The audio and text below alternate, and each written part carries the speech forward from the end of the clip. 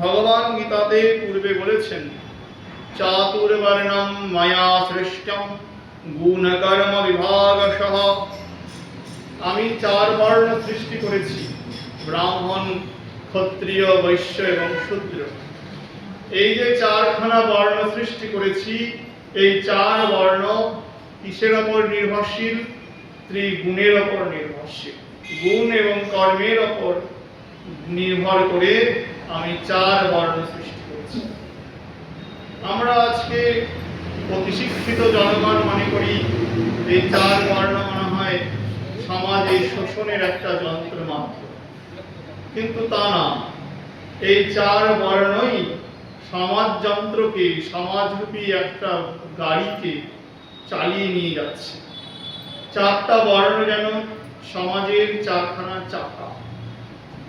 চার বর্ণ সমাজকে পরিচালনা করছে, শুধু ভারতবর্ষে না, সারা পৃথিবীতে এই চারখানা বর্ণই সমাজের অবস্থান করে। কি কি? ব্রাহ্মণ, ক্ষত্রিয়, বৈশ্য এবং শূদ্র। শ্রী ভগবানই পূর্বে এই চার বর্ণের সৃষ্টি করেছেন সমাজে। ঋগ্বেদ সংহিতায় একখানা মন্ত্র আসে, যেটা পুরুষ সূক্তের অন্তর্গত। ঋগ্বেদ সংহিতার 10ম মণ্ডলে সেখানে বলছেন, ঋষি বলছেন, ব্রাহ্মণস্য মুখমাসীৎ বাহুরাজন্যতঃ কৃতঃ উরু তদস্য যদ বৈশ্যস্য পদাভ্যম শূদ্র আজায়ত। ব্রাহ্মণ হলেন সেই পরমেশ্বরের মুখ, বাহু হলেন রাজন্যগণ মানে ক্ষত্রিয়গণ, সেই পরমেশ্বরের বাহু। উরু হলেন সেই পরমেশ্বরের উরু হলেন বৈশ্যগণ, এবং শূদ্রগণ হলেন সেই পরমেশ্বরের চরণ। এখন কেউ কেউ ভাববেন যে ব্রাহ্মণকে উঁচু স্থান দেওয়া হয়েছে, শূদ্রকে নিম্ন স্থান দেওয়া হয়েছে।